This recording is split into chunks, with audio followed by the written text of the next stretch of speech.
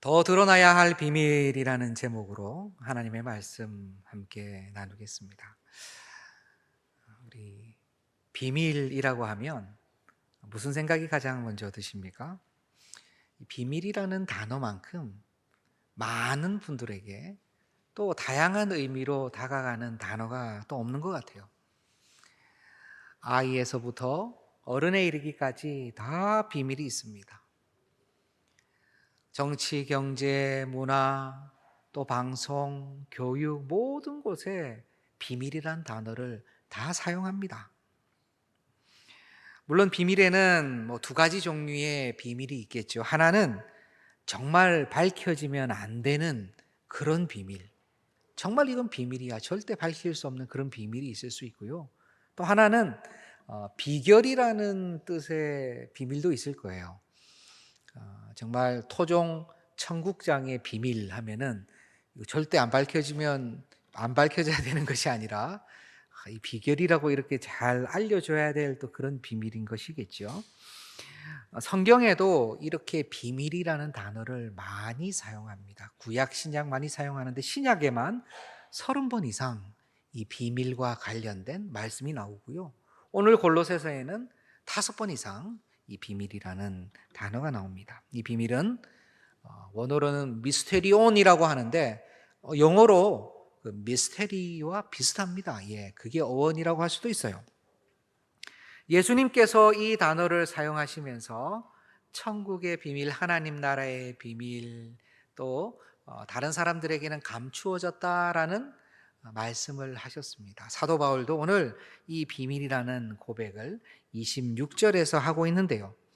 이 비밀에 대해서 저희가 나누면서 말씀을 한 구절 한 구절씩 볼 텐데 25절을 저희가 먼저 봐야 됩니다. 한번 25절을 보여주시겠습니까? 제가 한번 읽겠습니다. 내가 교회의 일꾼 된 것은 하나님이 너희를 위하여 내게 주신 직분을 따라 하나님의 말씀을 이루려 함이니라. 아멘. 사도 바울의 말씀이에요. 골로새 교회에게 편지를 보내면서 내가 교회의 일꾼 된 것은 너희를 위하여 하나님이 내게 주신 그 직분을 따라서 하나님의 말씀을 이루려고 하는 것이다. 일꾼 된 것, 직분 받은 것 다 하나님의 말씀을 이루기 위해서 그랬다는 것입니다. 하나님의 말씀을 이룬다라는 이 고백을 원문대로 조금 좀 번역을 더 좀 해보면 하나님의 말씀을 성취한다라고 해도 돼요. 하나님의 말씀을 충족시킨다라고 표현해도 됩니다. 어쨌건 말씀의 성취를 위해서 사도 바울은 부르심을 받았고 사도로 직분을 받았으며 일꾼으로 이렇게 섬기게 된 것입니다. 여기에서 이제 비밀이라는 말씀이 나와요. 26절 한번 보여주시겠습니까? 이 비밀은 만세와 만대로부터 감추어졌던 것인데 이제는 그의 성도들에게 나타났고, 조금 전에 제가 말씀드린 25절을 생각해 보시기를 바랍니다. 사도 바울이 일꾼으로 그리고 사도로 부르심을 받았고 그것은 하나님의 말씀을 이루기 위해서다, 성취하기 위해서다라고 방금 읽었는데, 그럼 이 비밀이라고 할 때 이 비밀이 도대체 뭡니까? 사도 바울이 일꾼 된 것이 만대전부터 감추어졌던 비밀입니까? 아니면 직분을 받은 것이 만세전부터 감추어졌던 비밀입니까? 이 비밀은 하나밖에 안 남았어요. 이제 무엇이냐면 하나님의 말씀이 이루어지는 것, 하나님의 말씀이 성취되는 것이 비밀이라는 거예요. 이 비밀이 만세와 만대로부터 감추어졌는데요, 그 비밀이 이제는 계속 감추어져 있는 것이 아니라 성도들에게 이제 나타나 버렸습니다. 계속 감추어져 있다가 나타난 이 하나님의 말씀의 성취, 하나님의 말씀의 이루어짐, 이 비밀은 과연 무엇입니까? 네. 이 비밀이 무엇일까요? 바로 뒷본문 제가 하반절을 한번 읽어보겠습니다. 27절입니다. 이 비밀은 너희 안에 계신 그리스도니 곧 영광의 소망이니라. 그렇죠. 정답이 떡하니 나왔습니다. 이 비밀은요, 예수 그리스도이십니다. 영광의 소망이세요. 하나님의 말씀의 성취는 바로 예수 그리스도로 말미암아 이루어지는 것입니다. 그리스도가 말씀이 이루어진 거예요. 그렇다면 사도 바울은 이 예수 그리스도 때문에, 이 비밀 때문에 사도로 부르심을 받고 일꾼으로 일하고 있는데 어떻게 해야 됩니까? 이거 계속 잘 비밀로 지켜야 되나요? 이전에 중세의 템플 기사단 같은 경우에는 성배라고 생각하는 것을 지키기도 했습니다. 성인의 유물들을 보호하면서 지키면서요, 절대 외부로 빠져나가지 못하게, 그 위치를 절대 알리지 못하게 생명을 걸고 그 비밀을 지켰어요. 지금 사도 바울은 예수 그리스도라는 그 영광의 소망 비밀 때문에 사도가 됐는데 지금 어떻게 해야 되나요? 27절 상반절을 제가 읽어보겠습니다. 하나님이 그들로 하여금 이 비밀의 영광이 이방인 가운데 얼마나 풍성한지를 알게 하려 하심이라. 그렇죠. 여기서 하나님의 뜻이 나옵니다. 하나님의 뜻이 나와요. 하나님의 뜻 궁금하지 않으십니까? 주로 우리가 기도할 때 특별히 청년들도 그렇게 많이 기도를 하고요. 또 큰 일을 앞두고 또 큰 사업을 앞에 두고 또 가족을 위해서 하나님의 뜻이 어디에 있습니까? 라고 많이 여쭈어 봅니다. 나를 향한 하나님의 뜻이 있겠지요.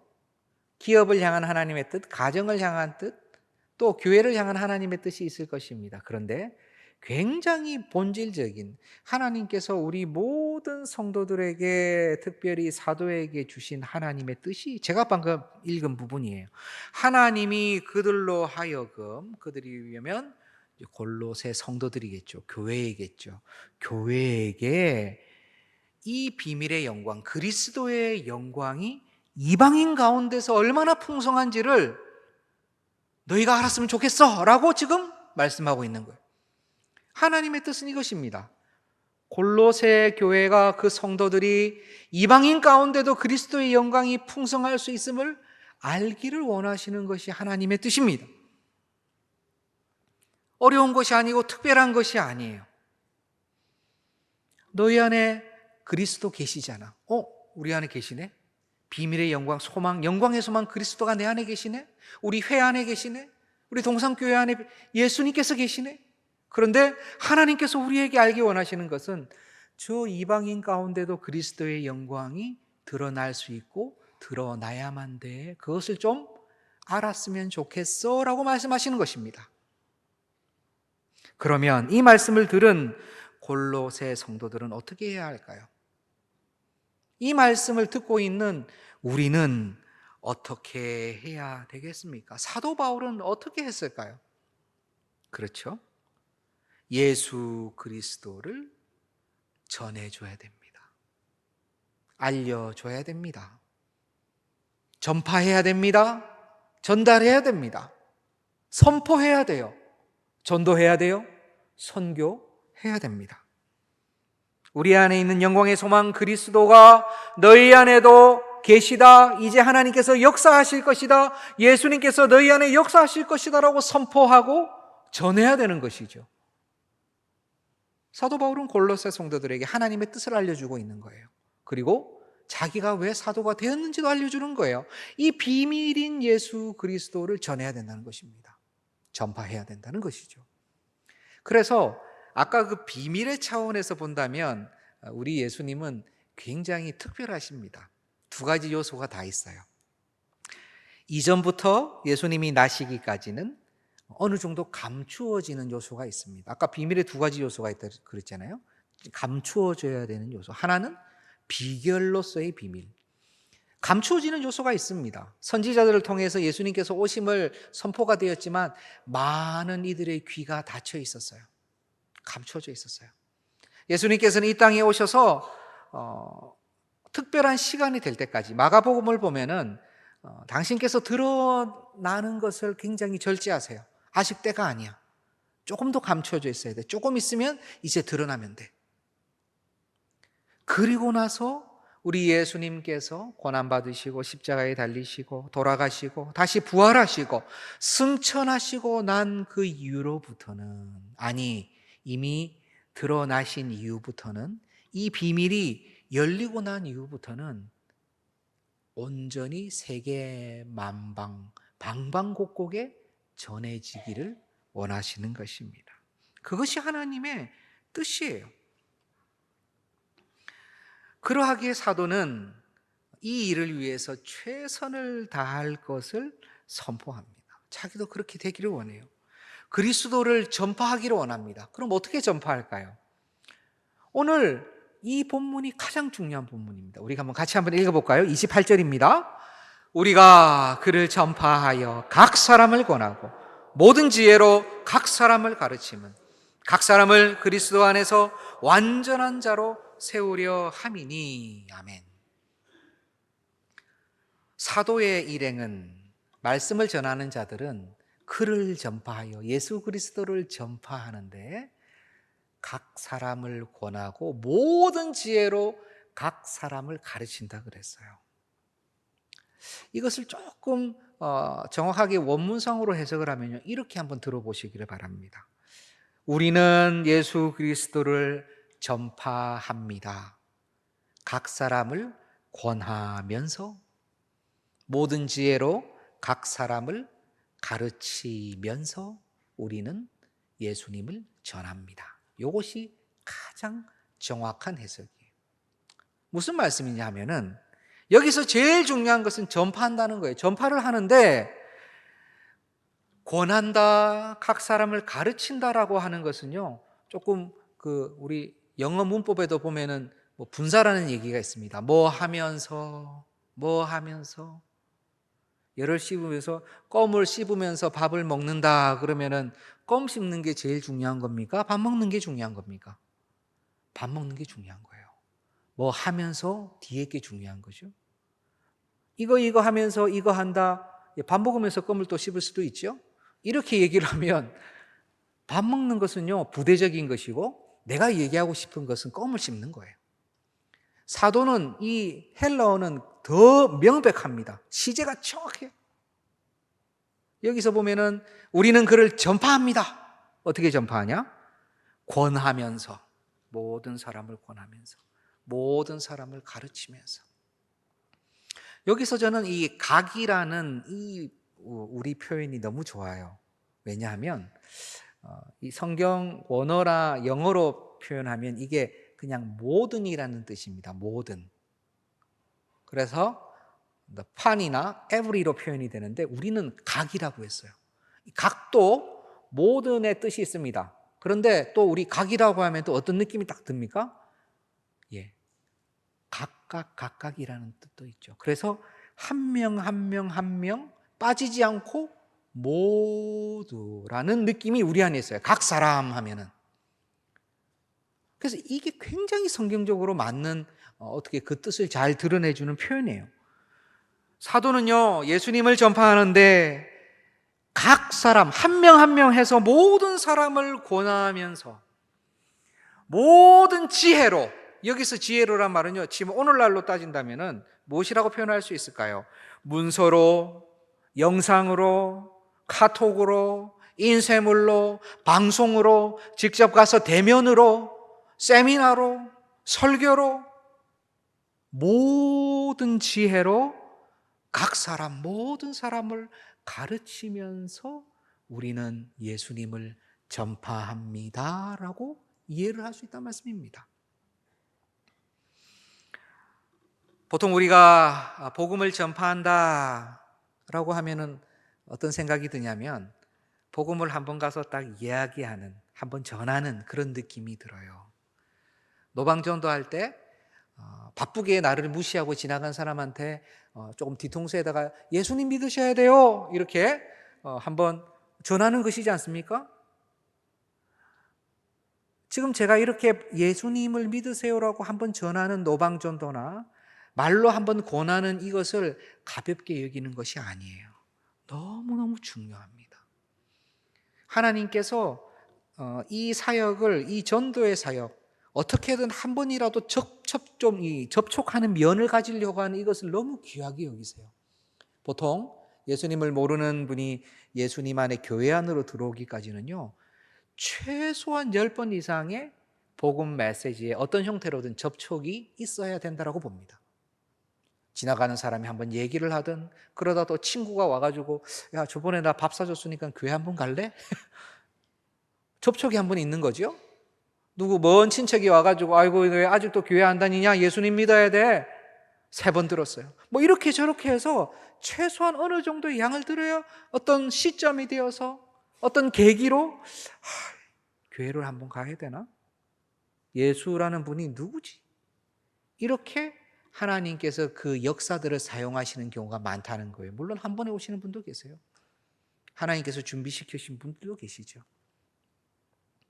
그래서 어떻게 본다면 열매의 다소, 열매가 많고 적고 있고 없고를 떠나서 복음을 전하는 사역들, 우리 동산교회가 힘쓰는 노방전도, 교정 사역, 여러 많은 전하는 사역은요 너무너무 귀합니다. 그 사역 때문에 어떻게 보면 보이지 않는 그 사역들, 교회의 저면에서 교회를 끌어가는 거예요. 그런데 제가 지금 말씀드리고 싶은 것은, 사도가 지금 예수님을 전파한다라고 할 때는 그 말에는 모든 사람 각 사람을 계속 권하고 그 사람을 계속 모든 수단과 방법으로 그를 가르쳐 지키게 하는 것이 포함된다는 거예요. 노방전도 하면서도 마찬가지입니다. 저는 우리 전도하시는 분들 꼭 그렇게 기도하셨으면 좋겠어요. 저도 이전에 전도단을 이끌고 많이 다니면서 기도하고 전도하고 또 오시는 분들 같이 영접하고 했는데요. 얼마나 이렇게 멋지고 잘생기고 아름다우신 분들이 노방전도만 나가면 갑자기 을이 되세요. 그럴 수밖에 없죠. 다 아유 저 시간 없어요. 아유 좀 귀찮은데요 하고 다 가시는 것을 어떻게든 말씀 한번 전해보려고 하는 거 아닙니까? 그런데 무엇을 기도하셔야 되냐면, 나를 저렇게 빨리 빠른 걸음으로 나를 제치고 지나가는 저분이 나중에 하나님 나라에서 만날 수도 있겠다. 저분이 지금 나는 스치고 지나가지만 한 달 뒤에 하나님께서 저분을 급격히 회심시키실 수도 있겠다. 내가 기대하는 것 이상으로 저분이 교회의 일꾼이 나중에 될 수도 있겠다. 하나님 그렇게 되게 해주세요 라고 기도하시면서 전하는 거예요. 그게요 얼마나 큰 축복이 있는지 모릅니다. 내 마음에 상처들이 없어져요.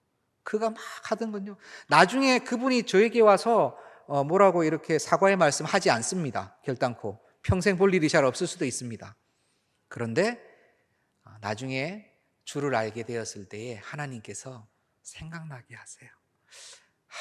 내가 그때 그렇게 매몰차게 전도지 전하는 그분 지나왔는데 하나님 잘못했습니다 라고 고백하게 되는 것이죠. 그리스도를 전파함은 이렇게 귀한 일입니다. 그런데 그 마음 가운데 금방 제가 말씀드린 이것을 소망해야 돼요. 저분이 이렇게 계속해서 권고를 받아야 되겠다. 계속해서 가르침을 받아서 일꾼으로 성장해야 되겠다는 소망을 가져야 돼요. 근데 그것이 맞는 소망입니다. 제가 말씀을 드리고 왜 맞느냐? 28절을 한 번 더 보여주시길 바랍니다. 우리가 그를 전파하여 각 사람을 권하고 모든 지혜로 각 사람을 가르침은, 이렇게 하는 것은요 이유가 있어요. 목적이 있어요. 무엇이냐 하면 각 사람을 그리스도 안에서 어떤 자요? 완전한 자로 세우려 함이니. 그리스도 안에서 한 분을 완전한 자로 세우려는 목적과 기도를 가지고 주님을 전파한다는 거예요. 이방인 가운데서 예수님을 전파하되 마음의 소원을, 어떤 소원을 가지냐면 그가 계속해서 권고받고 평생을 계속해서 가르침을 받아서 어떤 자로 세워진다고요? 완전한 자로 세워지기까지 소망하고 바라고 애를 쓰는 거예요. 그러면 이것이 바로 우리 주님께서 원하시는 비밀의 소망이 영광이 되는 것이 그리스도께서 영광을 받으시는 것입니다. 이것이 하나님께서 원하시는 것입니다. 아까 하나님의 뜻이 뭐라고 말씀을 드렸죠? 이방인 가운데 그리스도께서 충만함을 너희가 알고 예수 그리스도를 전하는 것이 하나님의 뜻인데, 전하는 것이 가서 예수님 잘 믿으세요가 아니라 어떻게 하는 것이라고요? 끝까지 그를 완전한 자가 될 때까지 끝까지 계속 양육하고 훈련하고 예배하고 기도하는, 이것이야말로 하나님이 기뻐하는 하나님의 뜻이라는 말씀입니다. 하나님의 뜻 성취시켜 드리고 싶지 않으세요? 그런 마음이 우리 안에 있지 않나요? 저는 주님께서 사랑하시는 성도님들께 다시 한번 문의드리고자 합니다. 이방인들 있습니다. 그럼 이방인들이 그렇게 끝까지 주님 만나 배울 때까지 완전한 자로 세워질 때, 그럼 우리 성도들은 그러면 무엇을 하시겠습니까? 열심히 지원을 하겠습니다. 열심히 응원을 하겠습니다. 너무 좋죠. 열심히 가르치겠습니다. 좋아요. 근데 저는 여쭙고 싶은 거예요. 그러면 우리는 언제부터 성도였습니까? 우리 언제부터 성도였죠? 만약 우리 한민족으로 본다면 150년 전에는 공식적으로 우리나라에 성도가 계시지 않았어요. 이제 공식적으로, 비공식적으로 계셨겠죠. 주님이 오신 이후 2000년 역사 가운데 이 땅에 복음이 전해진 지도 150년밖에 안 됩니다. 우리가 지금 우리 마음에 우리는 성도, 이방인 어디 있지? 라고 이렇게 생각할 수 있지만, 알고 보면요, 내가 토종 이방인이에요. 토종 이방인. 이방인 중에 이방인입니다. 가장 멀리 있었던 사람이에요. 그런데 우리 안에 예수 그리스도께서 들어와 주셨습니다. 그렇죠. 근데 우리 안에 벌써 우리가 굉장히 오래 성도가 된 것 같아요. 이방인은 저기 있고, 이방인은 끝까지 이렇게 주님 닮아 완전한 자로 나아가는데, 그럼 우리는요? 우리는 지금 완전한 자가 되었습니까? 성경에서 완전한이라는 단어를 쓸 때는 텔레이오스라는 단어를 씁니다. 그런데 이 텔레이오스는 두 가지 뜻이 있어요. 하나는 완벽하다는 진짜 완전. 여호와 하나님께서 너희는 나와 같이 완전하라 할 때는 그 완벽이에요. 우리가 완벽하게 되든 안 되든 주님의 우리를 향한 소원은 주님을 닮아 완벽해지는 거예요. 그게 소원이신데 그렇게 하시면 안 됩니다라고 주님께 말씀드릴 수는 없어요. 그리고 또 한 가지의 뜻이 성숙하다는 개념입니다. 성경에 보면은 이 텔레이오스를 써서 성숙에까지 나아가는, 그리스도의 장성한 분량에까지 나아가는 말씀이 계속 나옵니다. 그러면요, 완벽함의 기준으로 보든 성숙함의 기준으로 보든 우리는 충분히 흡족합니까? 우리 자신을 바라볼 때 흡족해요? 저 이방인들은 계속해서 주님을 쫓아 완전한 자로 나아가는데 우리는 응원하고 지원하고 만족하실 수가 있어요? 예수 그리스도의 그 영광의 풍성함이 전파됨, 이것의 대상이 이방인에게만 한정이 될 수 있습니까? 그럴 수가 없다는 거예요. 그리스도의 풍성함은 오늘 우리에게 필요합니다. 그러하기 때문에 로마서, 그 로마에 있는 귀한 교회에도 너희가 오늘 다시 복음을 들어야 한다라고 사도 바울이 고백하죠. 복음은 오늘 우리에게 다시 필요합니다.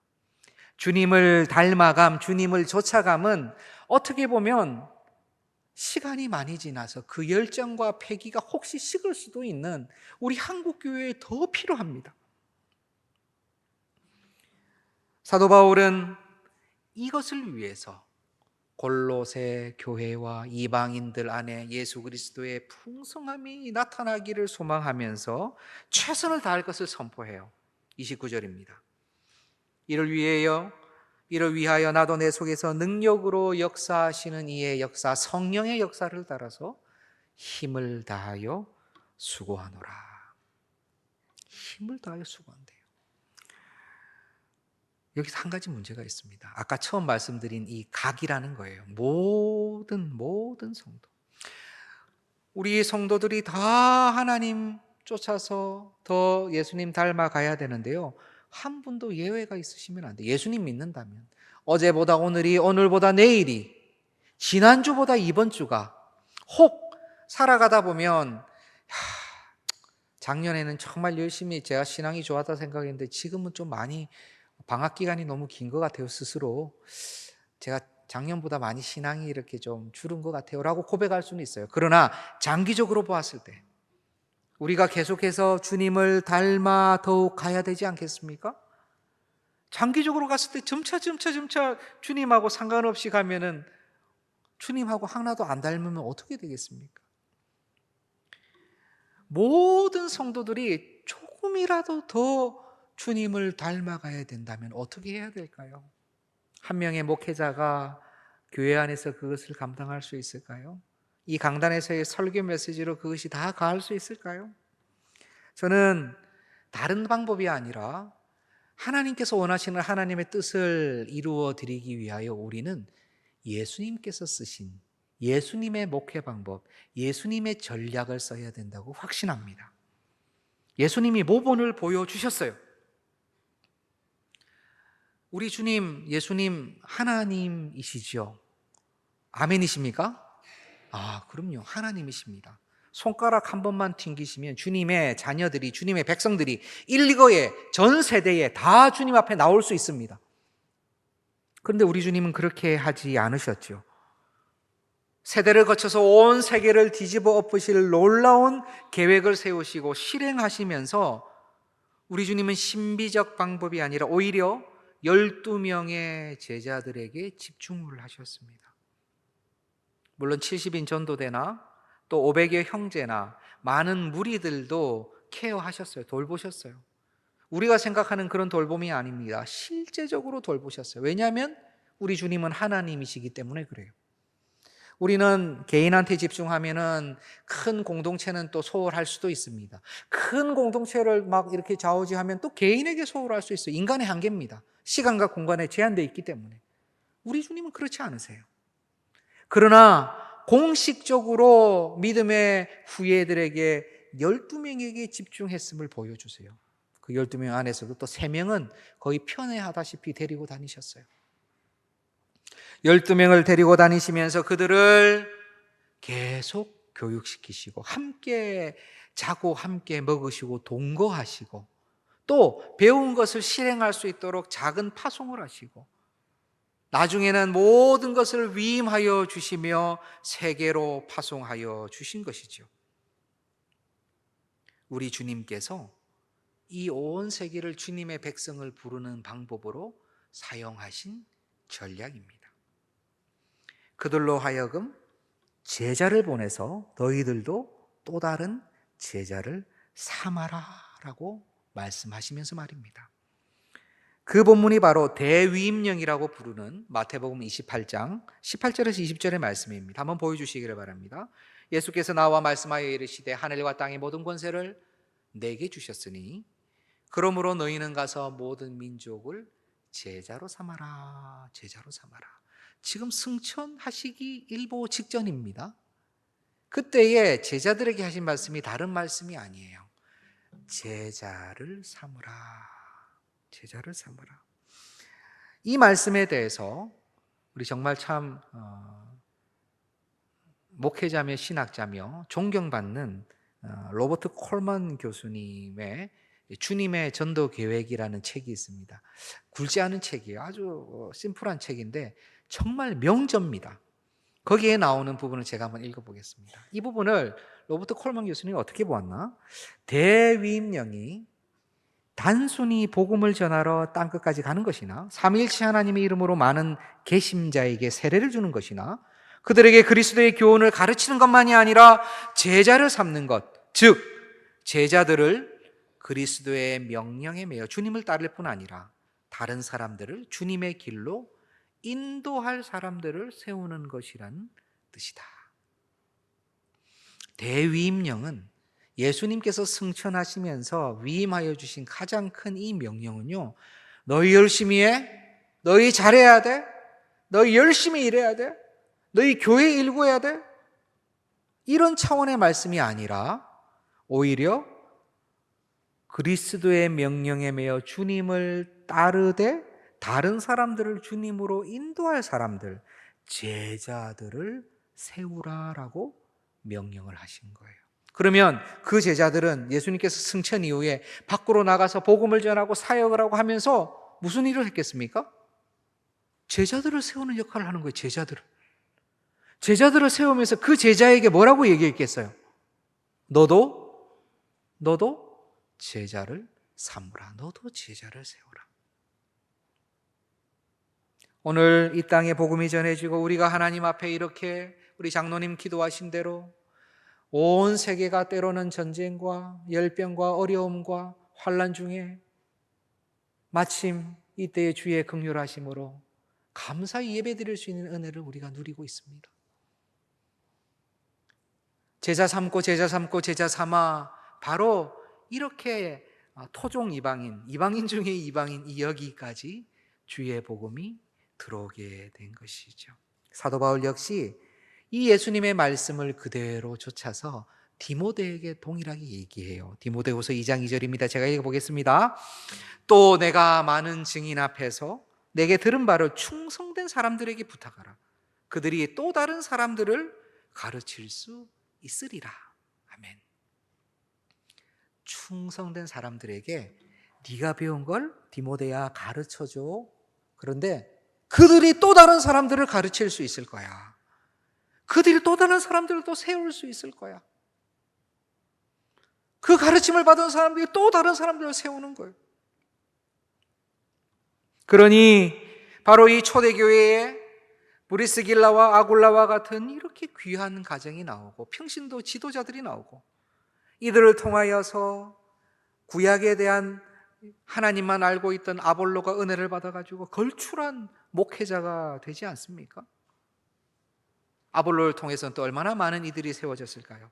이 방식으로 교회가 부흥하고 세계 모든 족속으로 복음이 전해지고 권해지고 가르쳐지며 이렇게 온 것입니다.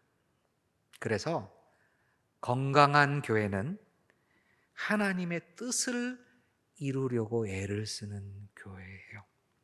건강한 교회는요, 그리스도가 온 이방인뿐만이 아니라 우리의 교회 안에서 풍성히 드러나기를 원하는 교회가 건강한 교회예요. 건강한 교회는 정도와 시기는 달라도 각 성도들이, 모든 성도들이 조금씩이라도 주님 닮아가도록 힘쓰는 교회가 건강한 교회예요. 무엇보다도 건강한 교회는 주님의 방법을 쓰는 교회입니다. 꽁꽁 잡는 게 매라고 효과 좋은 방법을 쓰는 것이 아니라, 그렇게 효과 좋을 것 같은 방법을 쓰는 것이 아니라 주님이 쓰신 방법, 주님의 목회 방침을 따라서 하는, 이럴 때는 답습이라는 용어를 써도 돼요. 보통 답습은 안 좋을 때 쓰는 건데, 주님이 하신 것이라면 우리는 그대로 따라서 해도 됩니다. 그것이 건강한 교회예요. 그 교회가 건강한 교회입니다. 저는 확신합니다. 우리 동산교회는 건강한 교회입니다. 그렇게 주님 뜻을 이루며 주님의 방법으로 주님을 닮아왔고, 이후에도 주님의 방법을 더욱 힘있게 그렇게 사용함으로써 많은 우리 성도님들, 리더십들, 지도자들이 세워지면서 아름답게 주님을 계속 닮아갈 거예요. 저는 우리 동산교회 이름이 참 좋습니다. 근간에 신림이라는 이름이 사회면에 좀 많이 나오긴 했지만요, 네이버에서 이렇게 검색을 하면은 신림 동산교회라고도 표현이 되거든요. 저는 그 페이지를 볼 때마다 너무 좋아요. 좋아하는 이유가 있습니다. 우리 동산교회 동산할 때 그 동산이 낮은 산, 뒷동산 할 때 그 동산이 아니라는 것을 모두 알고 계시죠? 예. 제가 얼마 전 원로 장로님과 식사를 하면서 확인차 문의를 드렸는데, 예상한 대로 우리 교회 동산은 하나님의 동산, 에덴 동산에서 나온 그 동산입니다 라고 알려주셨어요. 그러니까 정원이에요. 정원, 화원, 하나님의 정원, 하나님의 화원, 하나님의 가든이 바로 우리 동산교회입니다. 그러면 신림의 뜻을 알고 계세요? 신림은 한문으로 하면은 그대로입니다. 새로운 숲이에요. 그래서 신림동산교회 하면은 새로운 숲의 하나님의 정원입니다. 그래서 제가 이거 보면서 이게 너무 멋있고 좋아서 혼자 이렇게 웃었는데요. 저 혼자만 그런 건 아니겠죠? 예. 원래 에덴 동산은 하나님께서 관리하셨습니다. 아담이 청지기의 역할을 했지만 모든 인프라, 모든 생명의 순환은 다 하나님께서 관리를 하셨어요. 하나님께서 책임지셨어요. 얼마나 아름다웠을까요? 하나님의 방식이 그 안에 살아있는 동산이 에덴 동산입니다. 제가 이번에 말씀을 준비하면서 이 비밀이라는 단어와 이 동산, 정원이라는 이 단어가 같이 이렇게 기도하면서 보니까 뭐가 생각나면 어릴 때 보았던 그 프랜시스 버넷의 비밀의 화원이라는 그 책이 생각이 났어요. 참 1909년도에 나왔으니까 그 클래식 중에 클래식 아닙니까? 그래서 다시 제가 읽어봤습니다. 처음부터 끝까지요.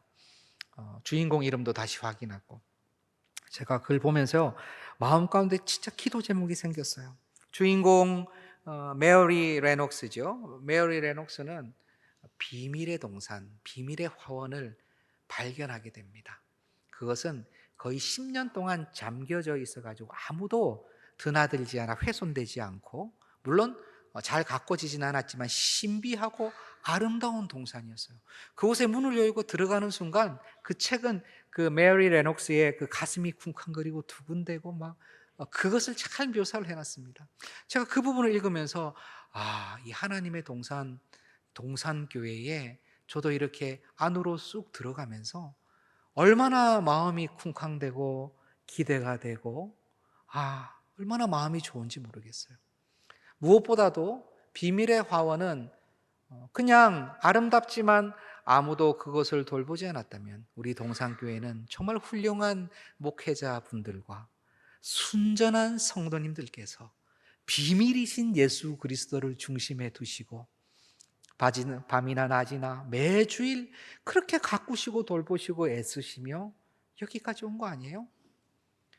얼마나 감사하고 기쁘고 아름다운 동산입니까? 그리고 이제 하나님께서는 저와 우리에게 이 동산을 더 하나님의 방식대로 가꾸고 섬기고 아름답게 만들어 가라고 위임해 주셨습니다. 그러하기에 저는요, 정말 꿈꿉니다.